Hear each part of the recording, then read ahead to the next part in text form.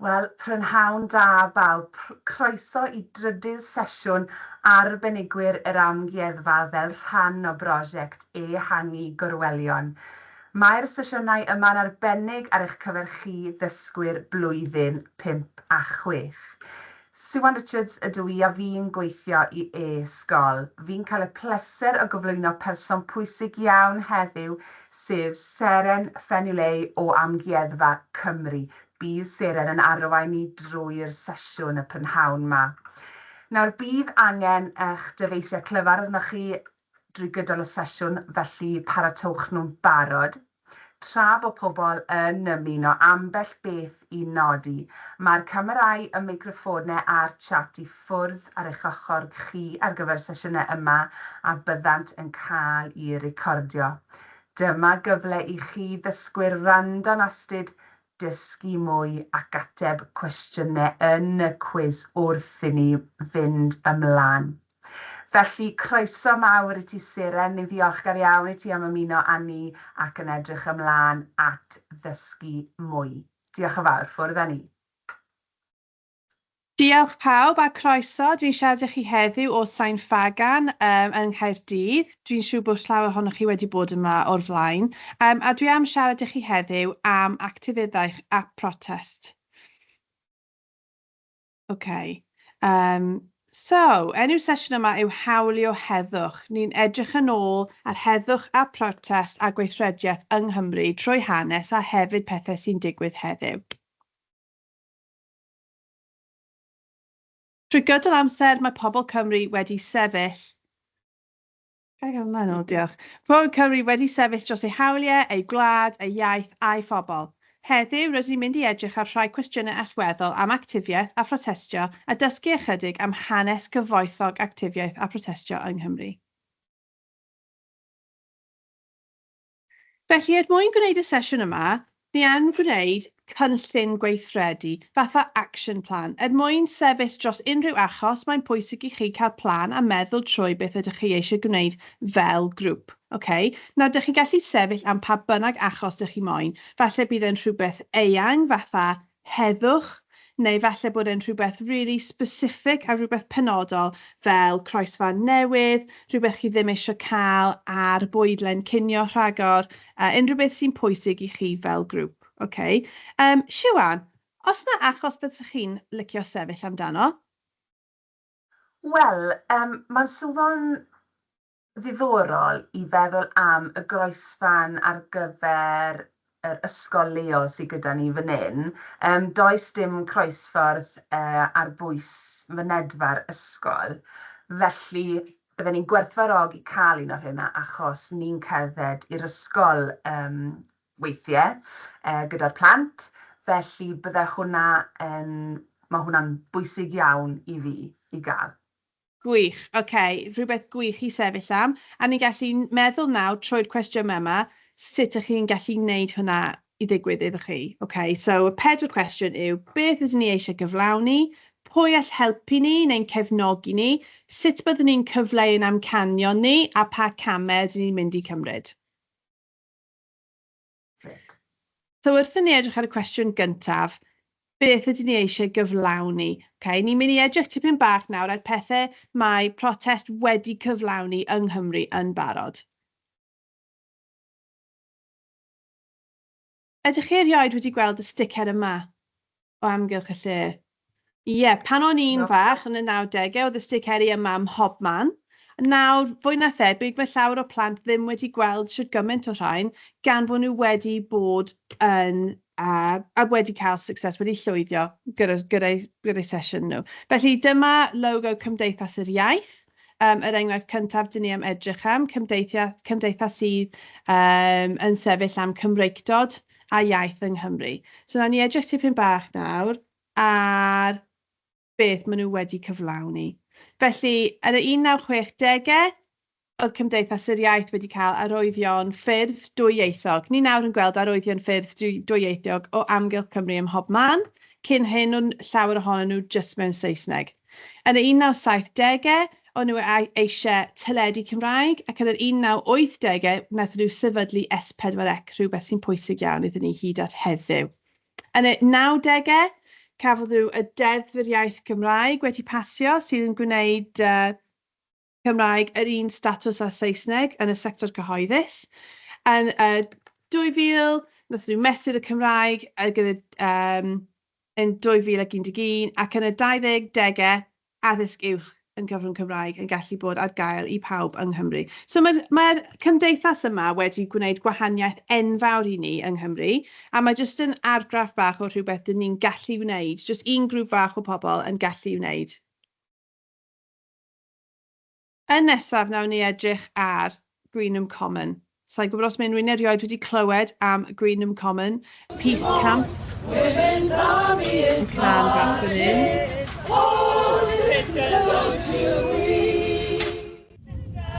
So, wnaeth y menywod yma cerdded o Gaerdydd i Greenham Common. So mae hynna dros 110 o milltiroedd, a wnaeth e cymryd tua 10 diwrnod i'r menywod yma cerdded.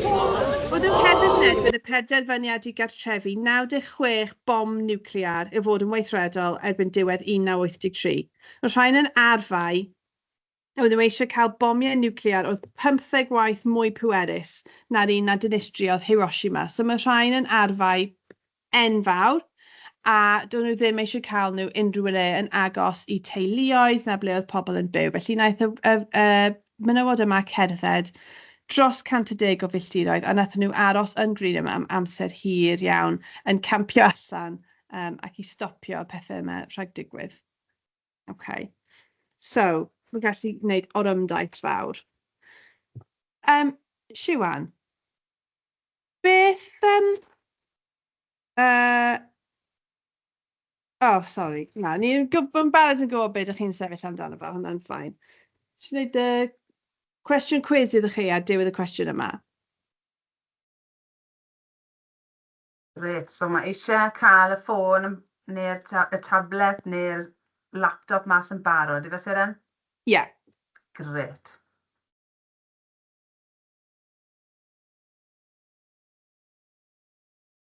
Yr sgrin ar y ffordd.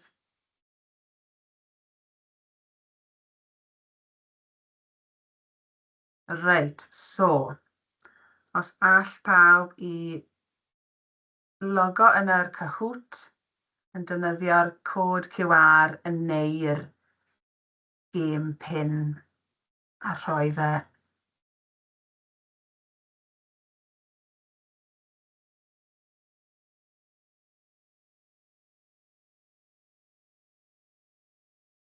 right. Iawn, fi'n credu allwn ni ddechrau.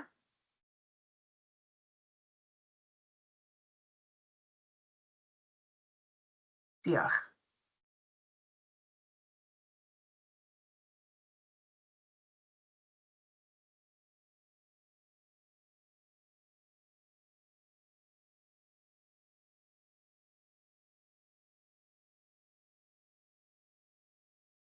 Reit, beth yw'r cwestiwn cyntaf?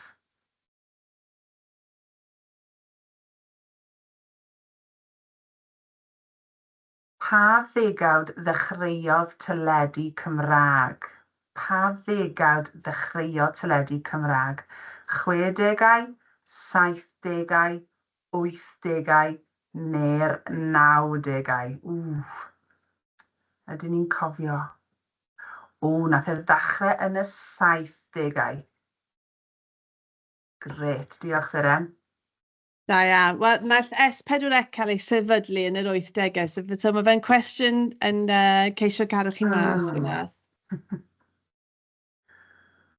So da iawn chi. Ie, teledu gyntaf Cymraeg wedi dechrau yn yr 1970au.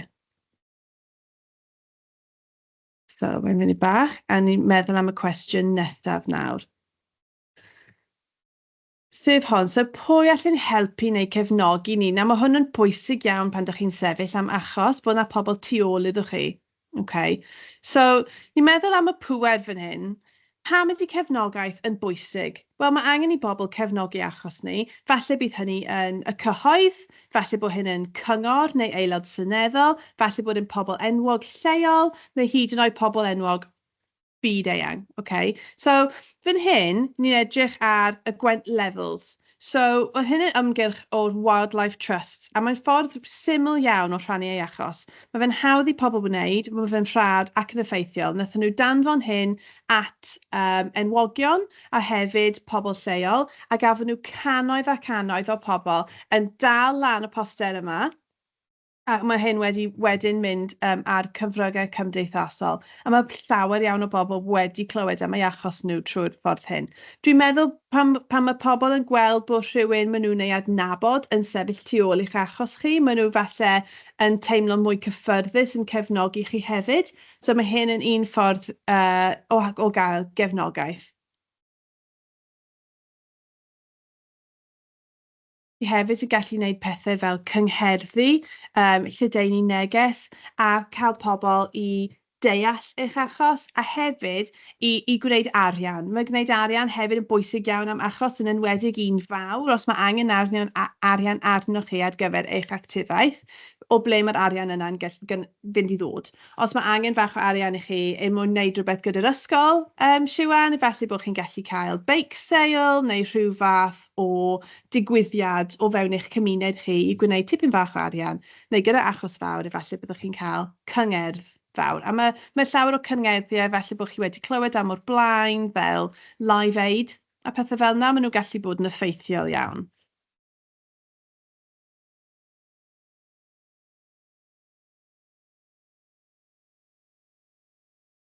Yeah. So ni jyst yn mynd i cael cwestiwn nesaf ar y Kahoot. O, gret.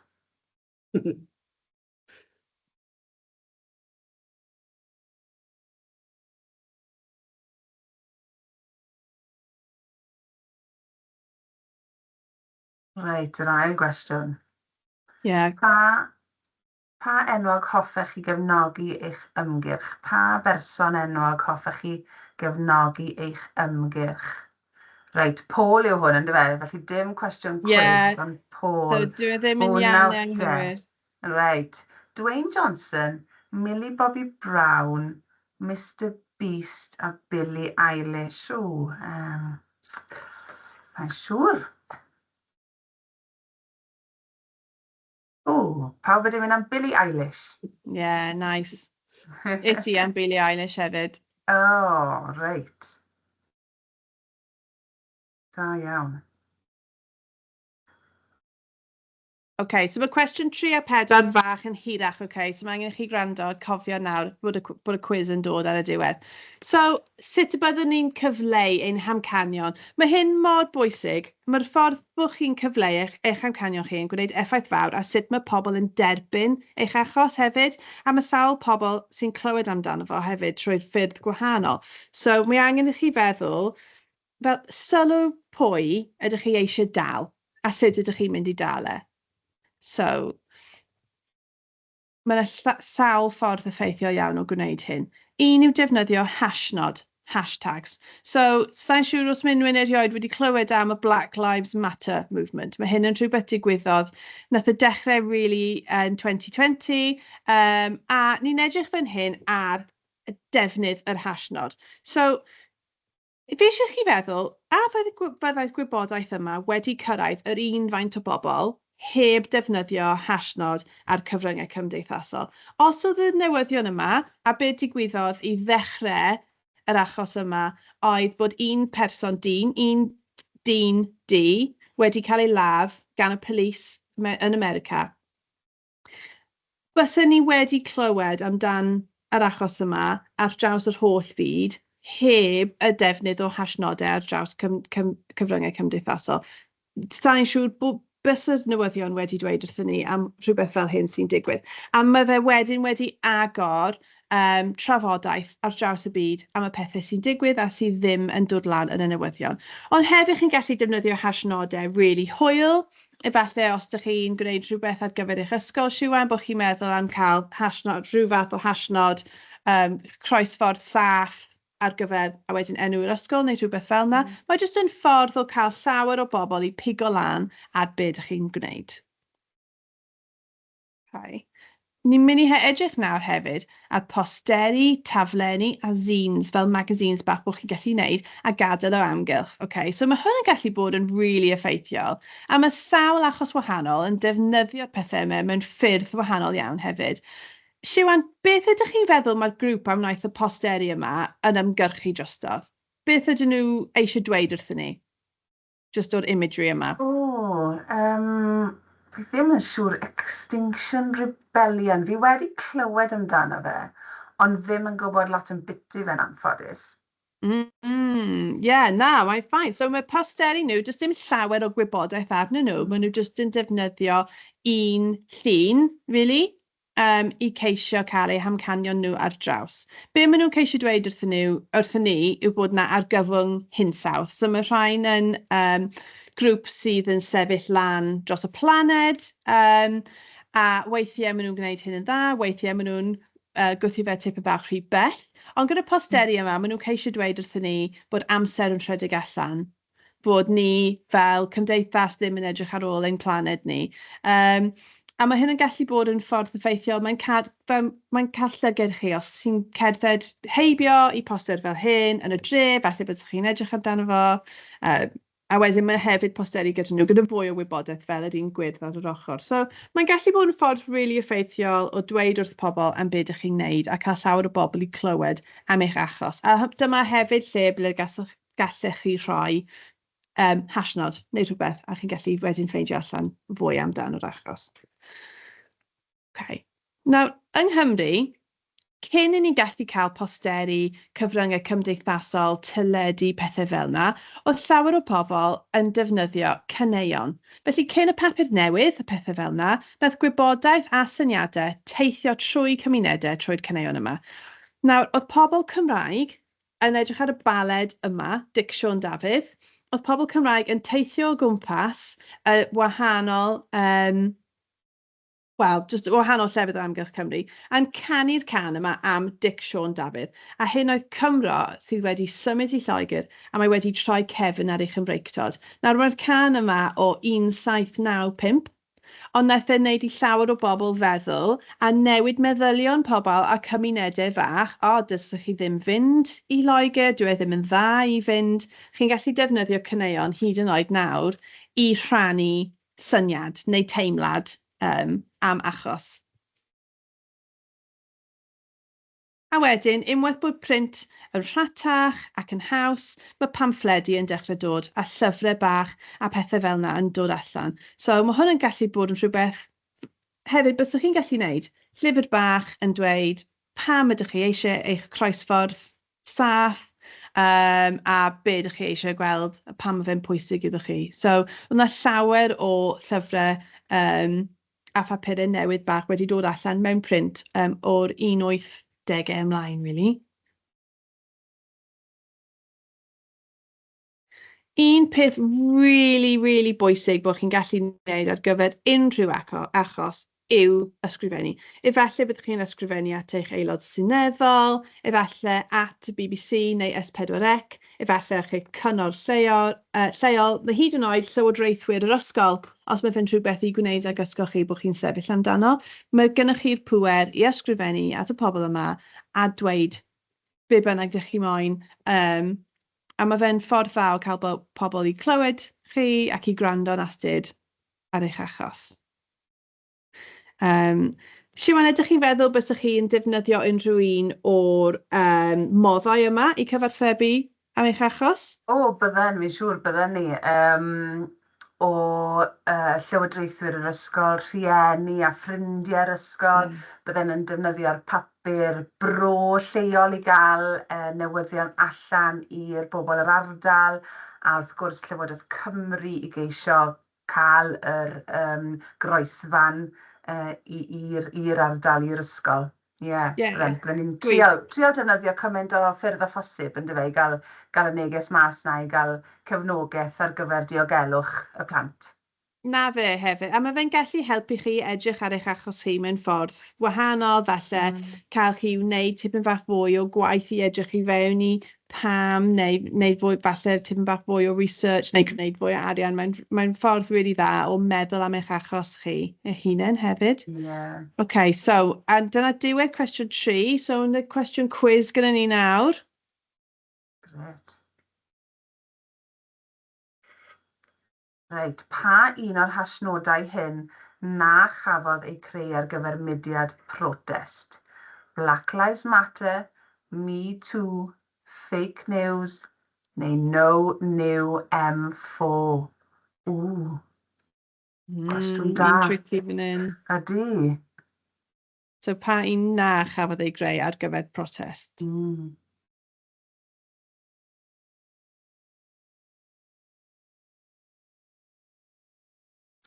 Hashtag fake news oedd yr un cywir, da iawn.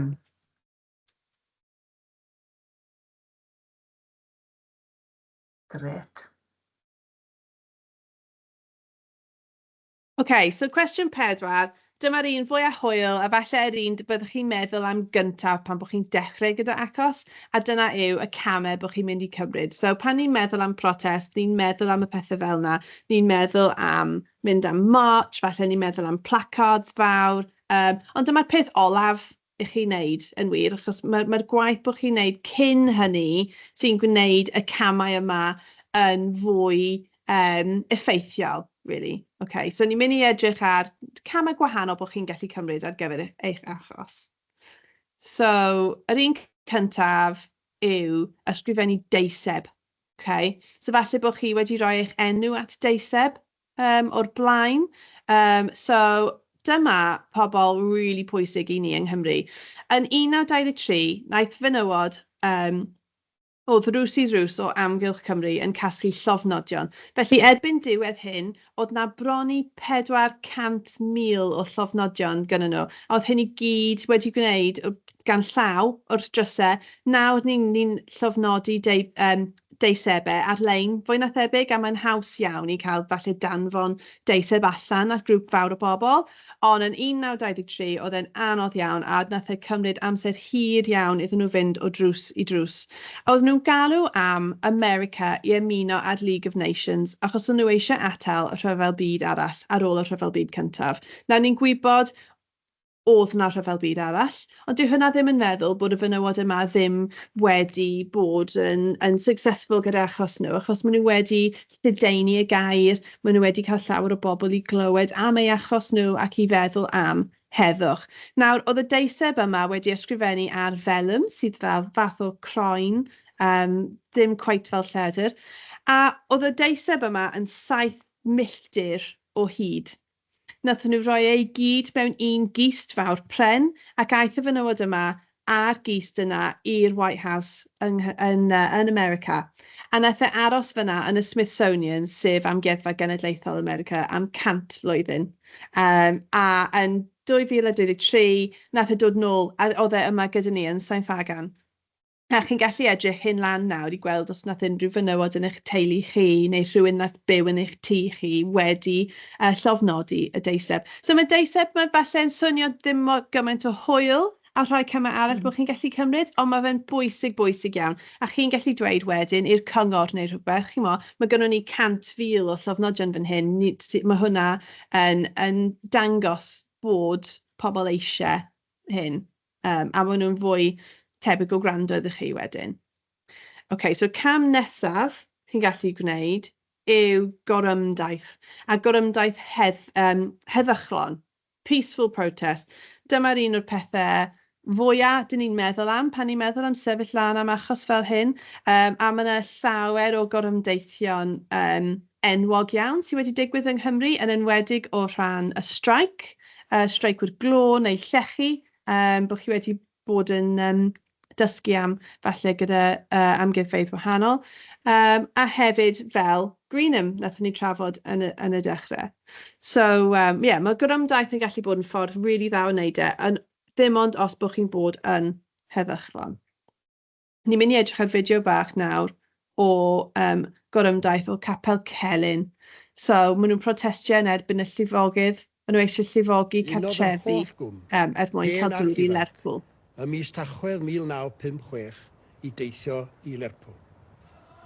Protest 50 o bentrefwyr mewn dinas o 500,000. Mi fydde rhywun yn disgwyl protest gan y wasg Gymraeg, ond roedd hyd yn oed stryd y Fleet Street yn Llundain yn synhwyro drama, a'r Birmingham Weekly Post yn dangos cyn-ymdeimlad ar cwm. Ffyrnigo wnaeth y gwrthwynebiad, nes ffrwydron un act hanesyddol yn Chwefror 1963. Daeargryn o fath arall a darawod Ryweryn diwrnod agor yr argae swyddogol.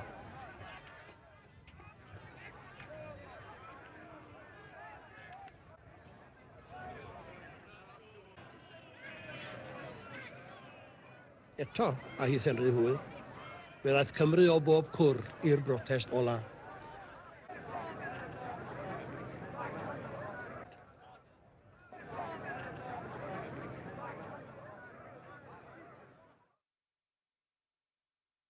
OK, so chi'n gallu gweld tipyn fyna o gorymdaith a ni siarad am y gair yn y heddychlon ac a bod yn heddych. Mae fe'n bwysig, dwi ddim o hyd yn digwydd. So mae fe'n bwysig iawn bod chi'n meddwl am eich actions chi a gwneud yn siŵr bod chi yn bihafio mewn ffordd dda, achos mae'n gallu bod yn really anodd, ond mae fe'n ffordd really dda o dangos sawl pobl sy'n sefyll am eich achos chi. OK, so nesaf, ni'n mynd i meddwl am boicot. Now, mae hyn yn gair fach yn anodd, a weithiau ni'n clywed am pethau fel boicot heddiw, mae rhai pobl yn dewis i wneud boicot o cwmnïau fatha Amazon. Falle cwmnïau fawr, fwy na thebyg, sydd falle ddim yn bihafio'n dda iawn. Ond mae pobl wedi bod yn cael boicot o pethau am amser maith iawn. So mae hyn yn feddwl, yn syml, stopio defnyddio rhywbeth. So os ydych chi ddim yn hapus gyda ffordd mae cwmni yn gwneud rhywbeth, os ydych chi'n stopio a ceisio cael llawer iawn o bobl i stopio rhag prynu rhywbeth o nhw neu defnyddio beth bynnag maen nhw'n gwneud, wedyn maen nhw angen gwrando i chi, achos mae fe'n stopio nhw rhag wneud beth maen nhw moyn. So mae boicot yn gallu bod yn bwysig iawn. Os ni'n edrych ar nawr apartheid, so oedd hyn pan oedd nwyddau yn dod o De Affrica, pa oedd tra bod pethau ddim yn dda iawn yn De Affrica, wedyn oedd pobl stopio prynu y pethau yna nes iddyn nhw gwrando. So mae boicot yn gallu bod yn effeithiol iawn gyda cwmni fawr. Nawr, mae gair yma fach yn anodd, aniffuddod civil, so hwnna yw disobedience. So, o fewn eich rights chi yw civil disobedience. So, ni'n edrych yma ar Extinction Rebellion eto, nath ni gweld posteri o nhw yn y cwestiwn gyntaf, neu'r ail cwestiwn felly. So, yn hyn yw aniffuddod, mae fe'n disobedience. Dych chi ddim fod rhoi cwch chi yng nghanol ffordd fwyaf brysur yng Nghymru.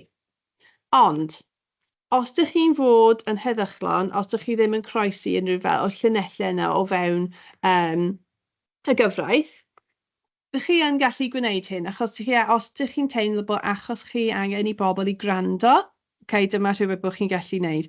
So, maen nhw wedi cael llawer iawn o effaith yn gwneud hyn, a wedyn, oedd papurau newydd, y newyddion, social media, ar y radio, oedd pawb yn siarad am Extinction Rebellion, gan ei fod nhw wedi gwneud y peth yma. O hefyd, mae pobl i gyd sy'n gwrando ar newyddion yn meddwl, o beth yw Extinction Rebellion? Maen nhw'n edrych nhw lan, maen nhw'n darllen yma i achos, a wedyn maen nhw'n gallu joinio chi. So, falle bydd hyn fach yn extreme Siwan ar gyfer cael y zebra crossing, ond ond os mae achos chi yn rhywbeth really fawr, fel, chi mo, yr argyfwng hinsawdd, mae'n rhywbeth bod chi yn gallu wneud. Y peth yw, dyma be mae fe'n dweud yn y gyfraith nawr. Aniffuddod sifil, gwrthod i fyddhau i ofynion neu orchmynion llywodraeth neu feddiannu pŵer heb drais na mesurol gweithredol o wrthblaid. So dyna yw fel y llinell bod chi ddim yn gallu croesi tra gwneud pethau fel hyn yn eich cymuned chi. So os ydych chi eisiau blocio ffordd, chi'n gallu wneud os ydych chi ddim yn gwneud unrhyw trais, bod chi ddim yn cael unrhyw wrthblaid neu unrhyw beth fel yna. Okay. So ni am edrych nawr ar fideo arall bach am Extinction Rebellion.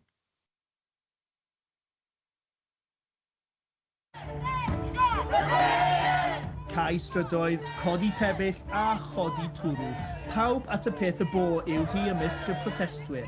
All neb ddadlau nad yw'r mudiad cymharol newydd sydd y tu ôl i'r cwbl wedi gwneud i marc mewn amser byr. Ond a yw Extinction Rebellion yn ddoeth i fynd ati fel hyn. Chydig iawn o bobl sy'n torri'r gyfraith yma heddiw. Da ni yma mewn ysbryd heddychlon iawn. Ac gweithio bod yna gymaint o brotestio wedi bod ar y strydoedd yma ac ar draws y Deyrnas Unedig. Does na ddim byd gweledol i weld wedi newid. Bythefnos yn ôl oedd gwenu ar mudiad XR yn protestio yng Nghaerdydd, a phlant ysgol y myfyrwyr yn ymuno ar ddiwrnod Earth Strike. Rydyn ni'n gweld y problemau dros y byd, o'r Amazon i'r ice caps, ni'n gweld flooding, ni'n gweld forests yn cael eu torri lawr. Dwi'n credu bod ni mewn sefyllfa lle allwn ni ddweud bod y Llywodraeth wedi ymateb yn ddigon cloi. Mae rhaid i ni weld y polisïau a'r arian a'r siarad yma yn cael ei weld mewn reality. Okay, so tipyn bach i weld yna am Extinction Rebellion. A chi'n gallu gweld faint o pobl oedd wedi cymryd interest wedyn yn ei achos nhw. So, oedd rhai pobl yn grac gyda nhw. Oedd rhai pobl yn teimlo dos nhw ddim wedi gwneud rhywbeth fel yna, bod achos nhw ddim digon bwysig, a pobl arall yn teimlo fel dy hyn ddim hyd yn oed digon, ni angen pobl i gwrando i ni. So, mae yn gallu bod yn rhywbeth fach yn anodd, ond rhywbeth bod chi'n gallu wneud. Okay, so yr un nesaf, a'r cam olaf dyn ni am trafod heddiw, yw terfysg. So, hyn yw riot. A so dyma'r llinell fwyaf bod chi ddim yn gallu mynd drostodd, really. So, y pethau sydd yn gwneud y wahaniaeth rhwng rhywbeth heddychlon neu anniffydd sifil a terfysg yw os ydych chi'n achosi unrhyw anaf i unrhyw un o gwbl, os ydych chi'n gwneud gormod o sŵn neu bod chi'n torri pethau, na os mae unrhyw bygythiad o unrhyw fath, so bygythiad gyda arfer, neu hyd yn oed just bygythiad o dweud ni'n mynd i gwneud rhywbeth waith na beth ydych chi'n gwneud, dyna pan ydych chi'n croesi'r llinell i fewn i riot. A ni wedi gweld riots yn Prydain dros hyd yn oed yn y 5 blwyddyn diwethaf, mae yna wedi bod ychydig ohonyn nhw, so mae'n rhywbeth i bod yn really just i feddwl amdan, really. Eto, falle bach yn extreme ar gyfer rhywbeth lleol yn eich cymuned, ond rhywbeth i feddwl am. So, yn y llun yma, yn un llun really bwysig o Merched Beca, a mae hyn wedi dod o papur newydd Saesneg. So, yng Nghymru, dyn ni'n trafod y Merched Beca gyda parch, a hyd yn oed tipyn bach o dathliad, ni'n trafod y dynion yma naeth gwisgo lan a sefyll i cael y tollau wedi cymryd i ffwrdd o'r ffyrdd oedd y ffermwyr yn defnyddio pob dydd a'r arian yna i gyd yn fynd i Lloegr. Nawr, ni'n trafod nhw fel y Merched Beca, Beca's Women, ond ym mhob darn o llenyddiaeth Saesneg, am yr amser yma mewn hanes, maen nhw'n galw nhw y Rebecca Riots, a maen nhw'n defnyddio'r gair yna, riot. A mae hwnna'n really gallu newid meddyliau pobl am sut maen nhw'n edrych ar eich achos chi. Mae'r iaith sy'n cael ei defnyddio mor bwysig i feddwl am eich achos. So, nath e ddim helpu bod pobl yma yn edrych ar y Cymraeg fel bod ni jyst yn hollol wyllt ac yn torri'r gyfraith. Pan yn go iawn, nid hynna yn union oedd beth oedd yn digwydd. Siwan, ydych chi feddwl falle byddwch chi'n cymryd unrhyw o'r camau yma ar gyfer eich croesfan ffordd? Fi'n credu mae terfysg bach yn rhywbeth. Fi'n meddwl. Ond o bosib byddwn ni'n gallu gwneud un heddychlon a sefyll tu fath yr ysgol o bosib, jyst i ddangos bod ni'n bod ni angen diogelwch ar gyfer croesi i fynd i'r ysgol. A pan chi'n meddwl am pethau yn y march, mae gan pobl baneri fawr, mae gan nhw placards fawr. Os mae plant yn gwneud y pethau yma, a chi'n gweld ysgrifen a lluniau plant, pan ydych chi'n siarad am rhywbeth fel diogelwch, mae hwnna'n gallu gwneud enghraifft fawr iawn ar y cyhoedd, a mae pobl wedyn really eisiau helpu chi. Fel bod llais plant yn pwysig iawn. So mae llawer o'r achosion yma, ni wedi trafod heddiw, yn achosion really fawr. Ond mae achosion fach yn really bwysig hefyd, a mae'n really bwysig cofio bod llais plant yn gryf iawn. OK, so dyna diwedd cwestiwn 4. Mae gen ni un cwestiwn quiz olaf iddo chi. Reit, faint o lofnodion oedd yna ar ddeiseb Merched Cymru? So dwi'n meddwl nes i dweud bron at un rhif, so fi wedi gwneud y tipyn bach yn anodd fan hyn. O, reit. Sa'n siŵr nes i dweud y rhif. So. O, da iawn, pawb. Ie, o'n i'n meddwl wedyn, fi wedi gwneud yn rili anodd, ond da iawn. Bron 400,000 nes di wedi, yn dweud Seren? Ie, so deiseb 7 milltir o hyd. Waw, gwych. Dyma ni, Beims yn drydydd, Lotus yn ail, ac yn fuddigol, Plas Crig. Da iawn, wir. Da iawn, pawb.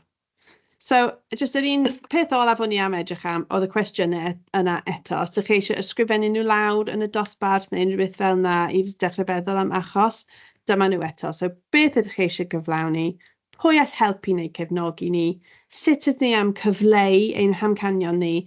Ac yn olaf, pa camau ydyn ni'n mynd i cymryd? So, dwi'n gobeithio bod chi wedi dysgu tipyn bach heddiw am eich hawliau chi, a hefyd am beth sydd wedi cael ei wneud yng Nghymru trwy tipyn bach o hanes hefyd. Gret. Diolch yn fawr iawn i ti, Seren. Y trydydd sesiwn arbenigwyr yr Amgueddfa wedi gorffen. Diolch i chi gyd am ymuno, gobeithio eich bod chi gyd wedi mwynhau. Diolch yn fawr iawn ti, Seren, o Amgueddfa Cymru am y sesiwn arbennig yna. Welwn i chi wythnos nesaf. Diolch yn fawr pawb. Diolch, hwyl.